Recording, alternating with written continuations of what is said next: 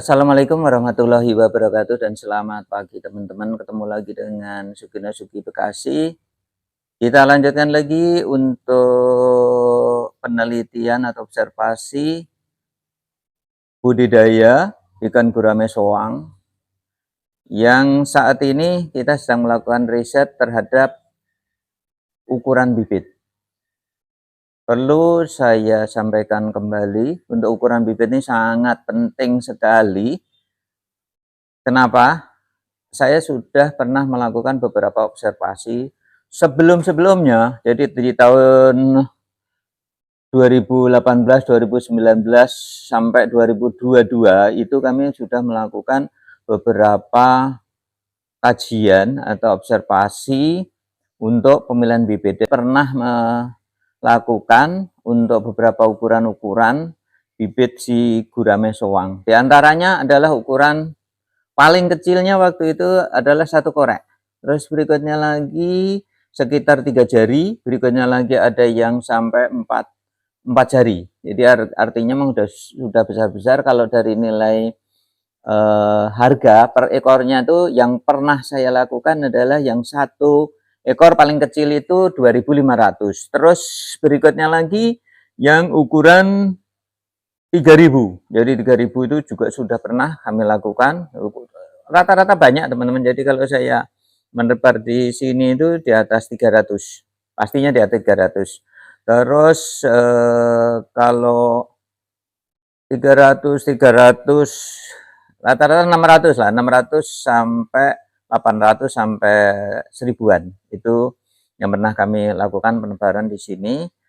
Berikutnya lagi untuk ukuran yang kakaknya lagi itu harga 3.000, 4.000, pernah 6.000, 7.000 juga pernah. Jadi yang terakhir itu ukurannya adalah seharga 6.000 sampai 7.000 dengan sumber pembelian yang beda. Alhasil semuanya habis. Jadi habis mati dalam tidak sampai 1 bulan. Nah, di sini yang perlu kita kaji di antaranya kenapa ukuran ikan-ikan bibit yang ukuran besar itu tidak bisa tahan, itu dikarenakan saat pengiriman umumnya oksigennya minim.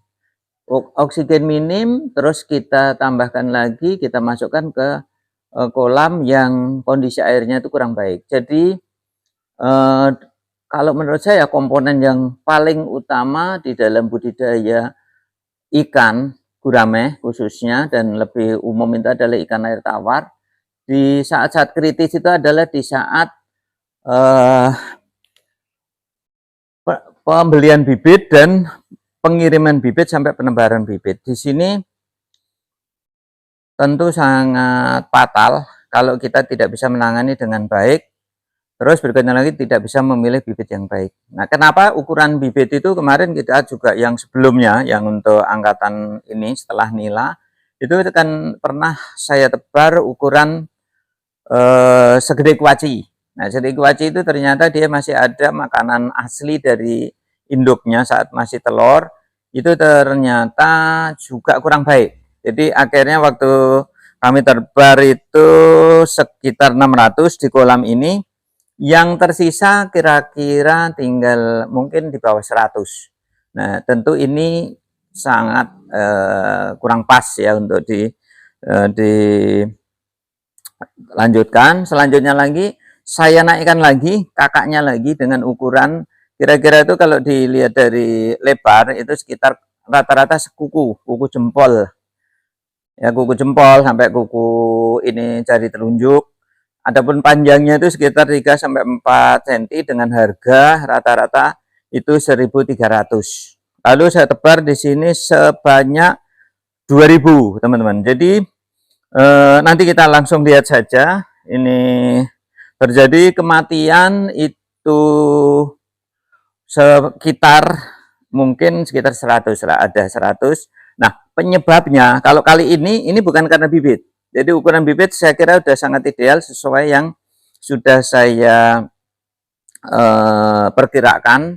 atau saya observasi selama ini. Jadi yang kecil sudah, gede sudah, lalu ukuran ini sangat ideal, yaitu ukuran 3-4 cm tersebut. Untuk jenis gurame swang, teman-teman. Terus bracketnya lagi, sekaligus saya juga melakukan observasi 2 kolam. Jadi kolam di sini adalah kolam yang menurut saya udah ideal, seperti yang teman-teman lihat ini airnya sudah hijau. Terus berikutnya lagi yang di sebelah sini, ini airnya masih bening, jadi masih jernih. Lalu eksperimennya sama, jadi penelitiannya sama. Sebelum kita tebar bibit, yang di sini saya kasih pakan. Jadi kasih pakan berupa pelet pengli atau pelet tepung.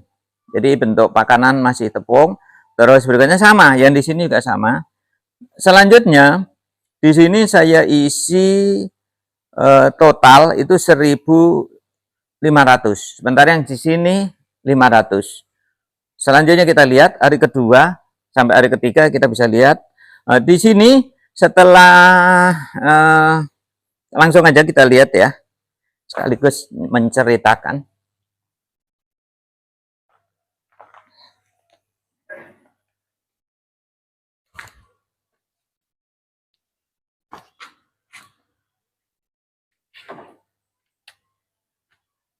Ini teman-teman ya, yang di sini airnya sudah biru, hijau. Jadi sudah hijau seperti ini airnya. Ya, di sini ini. Jadi si ikan ini ada yang mati 1, 2. Pokoknya yang mati ada di sini. Ini bukan karena mati ukurannya, bukan karena kurang fit juga, bukan. Tetapi yang mati di sini ini adalah pindahan, teman-teman. Jadi yang saya letakkan di sana, kolam sana, ini udah jadi juga kolamnya. Jadi yang kolam di sana itu ceritanya kan habis perbaiki, sama dengan di sini. Hanya di sini ini kedalamannya 1,20 meter, yang di sana rata-rata 80 cm. Seperti ini ya, kedalamannya seperti ini. Ukurannya 3 kali 5. Terus yang di sini padahal jumlahnya sangat banyak sekali ya, totalnya 1.500.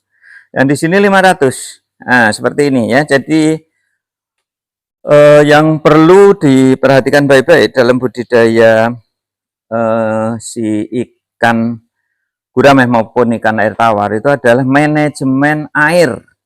Manajemen air di saat persiapan itu suatu hal yang sangat luar biasa pentingnya. Jadi kalau di manajemen air di awalnya itu sudah gagal, maka kelanjutannya lebih baik stop dulu. Jadi jangan dilanjutkan, pasti hasilnya akan berantakan. Nah, sebagai contoh ini, jadi ini ada 2 riset yang saya lakukan. Yang di sini air yang sudah matang, udah jadi umur air ini sekitar 1 bulan lebih. Sementara yang di sebelah sini air ini adalah belum lama, karena memang ya belum lama juga di ini ya teman-teman, di servis seperti ini. Yang di sini seperti ini kondisinya waktu nyervis. Terus yang di sini kita sudah langsung, sebenarnya air ini nggak mutlak air baru teman-teman. Jadi air ini dari sini kita pindahkan di sini sampai penuh, lalu di sini ditambah air baru yang ini. Tetapi hebatnya di sini ini udah langsung jadi lumutnya itu sudah cukup bagus. Berikutnya lagi probiotiknya juga tentunya sudah bagus. Ini padahal air itu air lama, tetapi sepertinya pengaruh dari semen itu tidak bisa kita abaikan demikian.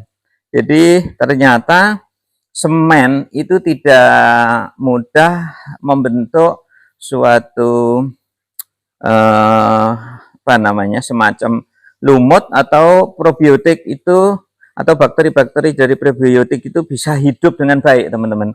Jadi rupanya ini air harus dibuang.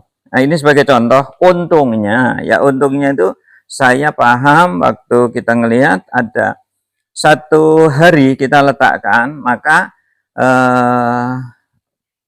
bukan 1 hari ya, sore itu betul ya, 1 hari, dari pagi yang waktu video pertama yang dibuat itu, di pagi hari kita taruh di sini yang dihitung sampai 500, bahkan 500 berapa gitu ya, ada tambahannya. Ternyata setelah pagi berikutnya, atau ya sebelum jam 6 itu udah kami cek sudah ngambang. Jadi sudah ngambang itu dalam pengertian belum mati, tetapi dia sudah menunjukkan indikasi ikan itu tidak sehat. Akhirnya kira-kira ada sekitar 400-an saya pindahkan ke sini. Secepat mungkin saya pindahkan. Namun demikian, sudah banyak yang sudah kondisinya itu sudah tidak bisa ketolong. Jadi akhirnya seperti itu ya. Ada yang mati beberapa, itu saya hitung total-total yang mati itu sekitar 100-an saat itu.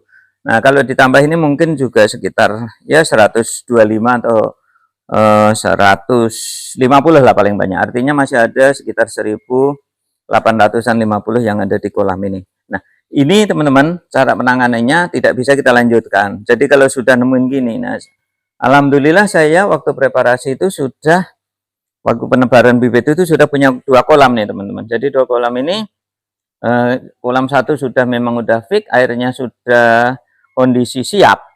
Jadi waktu ditaruh ikan, langsung ikan itu ngilang ke dalam. Jadi tanda-tandanya ikan gurame nih ya temanku, sudah gurame itu kalau dia itu sudah fit, udah sehat, airnya sehat, kondisi persiapannya matang di air ya, khususnya air udah berlumut seperti ini, waktu kita taruh itu walaupun baru pindah itu langsung masuk. Dan perlu juga saya infokan bahwa sampai hari ini dari awal kita menurunkan itu belum tak kasih makan, jadi belum diberi makan ini teman-teman. Jadi kondisinya didiamkan saja seperti ini sampai nanti yang kondisi-kondisi ikan kurang sehat itu biarkan dulu, kita sortir dulu kira-kira sekitar ya ini 3 hari, ini jalan 4 hari, mungkin 5 hari sampai 6 hari, paling lama 7 hari baru kita beri makan dengan ukuran mestinya nih ukuran 500 sudah bisa. Jadi untuk ukuran si pelet yang 500 sudah bisa kita berikan ke si ini ukuran gurame yang 3 sampai 4 cm tersebut. Dan di bawah sana itu sudah ada makanan yang sudah kita terbar. Nah, sementara kita evaluasi sini ya teman-teman. Jadi yang di sini ini gagal. Jadi gagalnya apa? Pakan yang kita tebar yang warna kuning itu kelihatan ya. Jadi itu gagal menyatu dengan probiotik yang sudah kita berikan sehingga dia tidak bisa menjadi pakan. Tapi yang terjadi di sini bisa jadi ini malah menjadi amonia. Nah, di sini penyebab utamanya ya tadi airnya itu masih air mentah.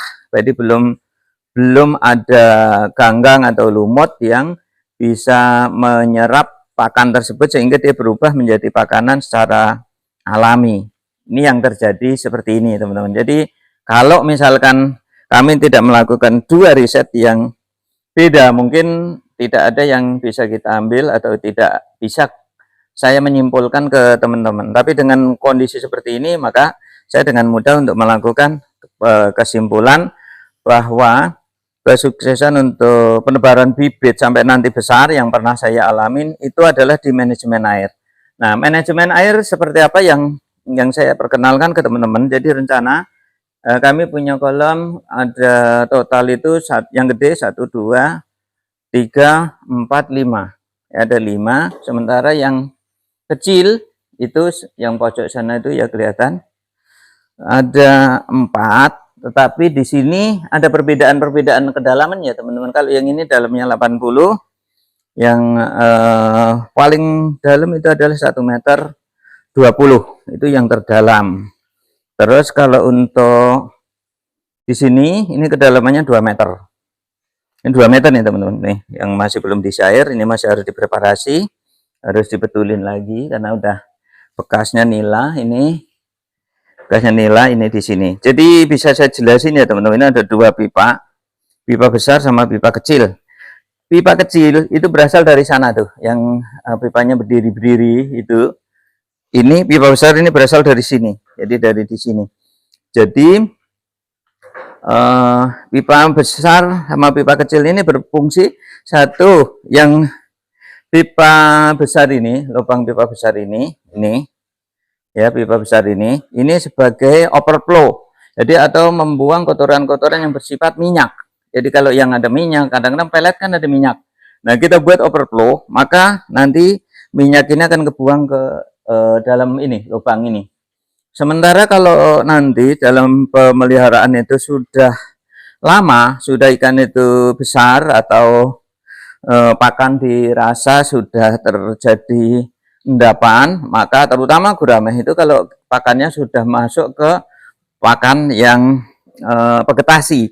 Jadi misalkan si tales, terus kangkung dan lain-lain, itu sudah mutlak dia harus dikontrol. Jadi kontrolnya beda karena dia vegetasi, maka endapannya itu bersifat di bawah. Jadi tidak mengambang seperti minyak kalau dia mengendap. Dia biasanya kalau kita diamkan itu dia akan membentuk semacam jelly.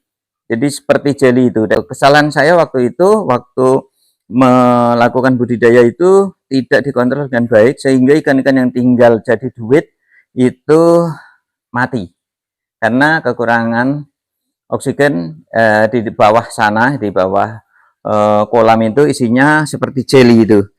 Nah, seperti itu teman-teman. Sementara yang pipa kecil ini ya teman-teman, itu kelihatan lubangnya. Jadi pipa kecil ini ada di dasar, seperti yang ini tampak nih. Nah, seperti itu ya teman-teman, untuk manajemen alir yang ada di kolam kami. Nah, itu seperti itu. Itu atau juga yang ada di sini, ini ada dua yang di sini. Untuk di sini ini ada dua, yang satu dan sana. Jadi kadang ada dua, kadang ada satu. Nah, tujuan utamanya yaitu untuk mengontrol di pembuangan. Ini belum disambung, itu semuanya nyambung, semuanya terkonsentrasi di sini. Di sini ya teman-teman. Untuk ini, untuk manajemen airnya. Ini semuanya 2 meter kedalamannya. Jadi sangat dalam ini. Lihat nih tangganya kelihatan. Ya. Nah, di situ teman-teman, itu ada pipa banyak ya. Jadi pipa ini, yang pipa besarnya adalah bentuk overflow, membuang si kotoran-kotoran berbentuk minyak. Sementara kalau yang di bawah itu untuk membuang endapan-endapan dari makanan organik. Terus di sini tentu nanti sebagai kontrol filter atau pembuangan jadi limbah. Sementara yang dua ini rencananya adalah untuk si fish care atau untuk si ini ya, untuk mengontrol kalau ada ikan-ikan sakit yang jumlahnya itu banyak, maka kita akan kendaliin di sini. Jadi nanti cara pengobatan dan lain-lainnya kita masukkan di kolam kecil ini. Tentunya dengan kondisi kolam-kolam ini sampai 3 yang di sana, itu dengan kolam seperti itu kita efektif untuk pemberian obat, misalkan dengan Red Bulldog dan lain-lain, sehingga air itu tidak perlu banyak. Nah, setelah nanti kondisinya sehat, ya tentu nanti bisa dikontrol dengan aerator dan obat-obat lain kalau terjadi ikan-ikan itu sakit secara massal. Itu seperti itu. Ini proses pengisian air, terus nanti kita akan evaluasi untuk manajemen air ini. Kita akan kaji bagaimana nanti terbentuknya si plankton atau terbentuknya si air ini menjadi air yang bagus, atau kolam yang tentunya dia warnanya hijau. Itu yang kondisi kolam yang bagus tuh seperti itu. Seperti yang tampak di sini. Ini ya teman-teman. Jadi ini kalau ada yang mati-mati begini, segera dibuang, karena kalau tidak nanti dimakanin temennya, terus dia nanti akan bisa menularin teman-temannya. Terus cara membuang juga tidak boleh gini teman-teman, campur yang di sini kematian banyak lalu kita ambil duluan, itu nggak boleh. Jadi yang kita ambil harus yang ini dulu ya, yang ini dulu kita ambil ini ya, nanti kalau sudah baru kita mengambil yang kematiannya banyak. Itu ya teman-teman. Oke, ini seperti itu, kita ambilin semua.